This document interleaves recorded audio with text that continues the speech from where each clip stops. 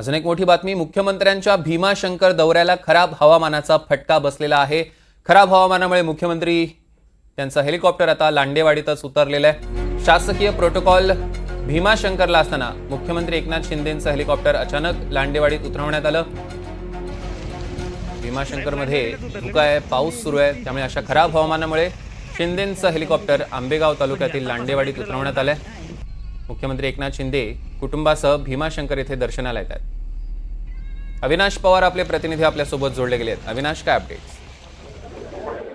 सौरभ, आता या भीमाशंकर अभयारण्यात असणाऱ्या श्री क्षेत्र भीमाशंकराच्या दर्शनासाठी मुख्यमंत्री हे कुटुंबासहित दर्शनासाठी येणार आहे। खरं तर इथं जवळ असणाऱ्या एक ब्लू माउंटेन हॉटेलमध्ये हेलिपॅड तयार केलं होतं, मात्र वातावरण इथे धुकं आणि हे सगळं असल्यामुळे जे मंतर जवळ असणारे लांडेवाडी गाव आहे, जे माजी खासदार शिवराजराव पाटील यांचं गाव आहे, त्या ठिकाणी हेलिपॅडवर ते उतरले आणि त्या ठिकाणाहून आता ते श्री क्षेत्र भीमाशंकर या ठिकाणी थोड्याच वेळात पोहोचत आहे।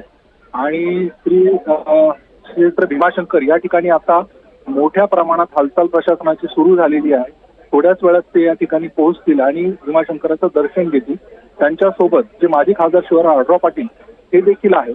खरं तर ते अजित पवार गटामध्ये आहेत, मात्र आता ते त्यांच्या स्वागतासाठी इथं हजर आहेत, त्याच्यामुळे ते आता शिंदे गटात जाणार की काय अशी देखील चर्चा आहे।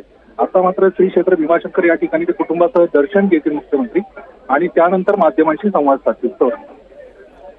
अविनाश, यावर लक्ष ठेवून असा त्याचे अपडेट्स आम्ही घेऊ।